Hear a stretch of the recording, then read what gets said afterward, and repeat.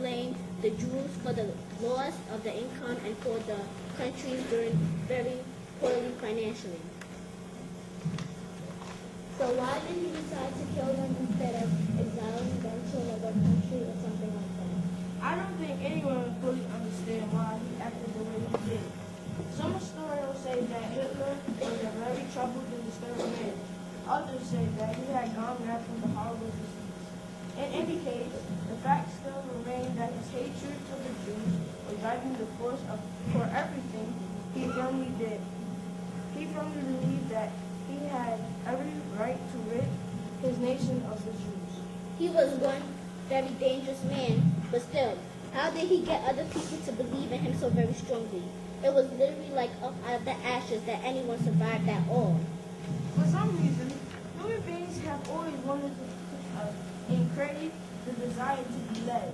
It can be traced all the way back to King Saul, when the people were demanding a king. It seems like people would rather have someone other than themselves to point the finger at and hold accountable when things go wrong. So Hitler took full responsibility of leading the nation back onto its feet. After 2 years of becoming the chancellor, he ended the Democratic Republic. I can only imagine what he did with all that power. Take a guess. Well, knowing him, he probably controlled the press, the schools, and all of the churches. He was probably one super duper control freak. You guessed correct. He literally crushed all the Sorry. He literally crushed all of his work. I think that was one of the most saddest things I've ever heard about. The way he treated the Jews were just so inhumane. I saw some of the pictures of the men that were placed in the camps, and it nearly broke my heart.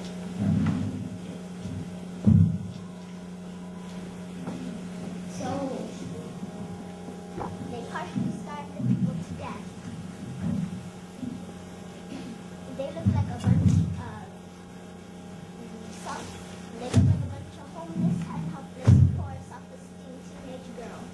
They were standing up like a bunch of free, like a bunch of steaks.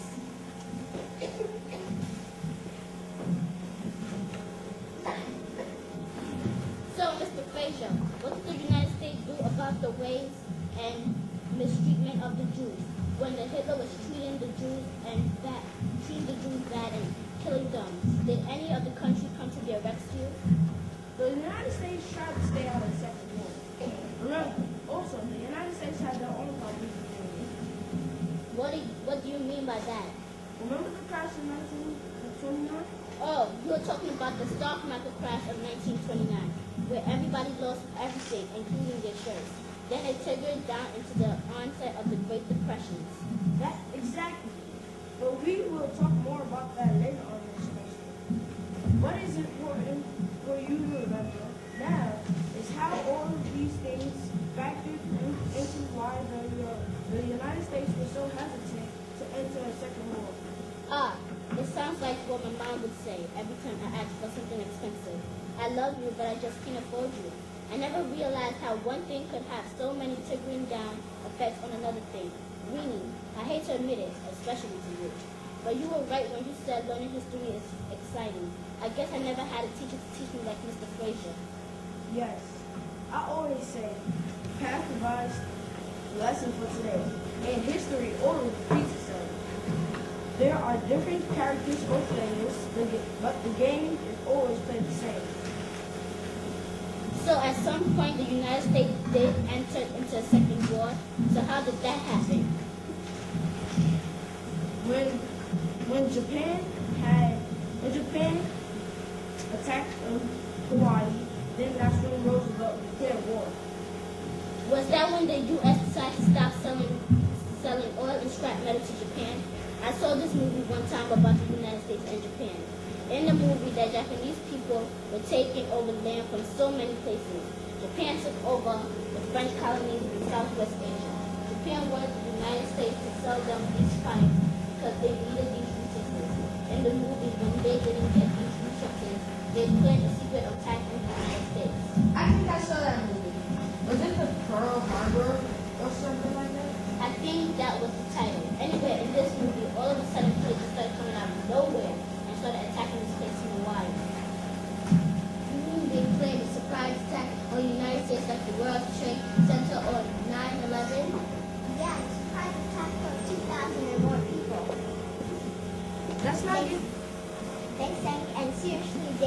the American ships. They also destroyed numerous amounts of planes. So just like that, the war we are in now, I bet you the president declared war after that. He sure did the very next day. Everyone was shocked by the nerve of Japan when the President Roosevelt asked Congress to declare war on Japan. Just like that, America was plunged into another World War II. Now I see somewhat why we should have more empathy for others. Japan was just as power-hungry and aggressive as Germany. It seems like most of our problems have always been because someone wants to be in control of others. They are power-hungry and big-head-minded. Big-headed is more like it, a bunch of greedy, controlled freaks. Let's not get too far off the track. Do anyone have any comments or questions? Yes, Lou? Why did Hitler kill all those people? He did not like the Jews, so he just attacked them. Oh, I was just thinking about how I am glad we have this assignment. And though I don't know when we will get our 40 acres and a mule, I am willing to do the research and interviews to find out more information about the Holocaust. Miss Sally Frischberg. For all her bubbly warmth and enthusiasm, Sally Frischberg was once very quiet. As a child in Poland during World War II, she and her family hid from the Nazis in the attic of a Catholic man's barn.